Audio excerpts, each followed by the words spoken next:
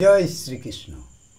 সকল ভক্তবৃন্দের চরণধুলি মাথায় নিয়ে আজকের আলোচ্য বিষয় ক্ষেত্রজ্ঞ যোগ।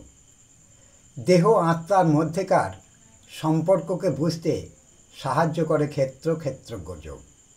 এই যোগের মাধ্যমে একজন ব্যক্তি নিজের স্বরূপকে অর্থাৎ ক্ষেত্রজ্ঞ এবং নিজের দেহ অর্থাৎ ক্ষেত্রকে উপলব্ধি করতে পারে, যা মুক্তি ও আত্মোপলব্ধির পথে একটি গুরুত্বপূর্ণ পদক্ষেপ। ক্ষেত্রজ্ঞ যোগের মূল ধারণা, ক্ষেত্র বলতে বোঝায় বস্তুগত দেহ এবং এই জগতের সব কিছু, যা পরিবর্তনশীল বা ধ্বংসশীল।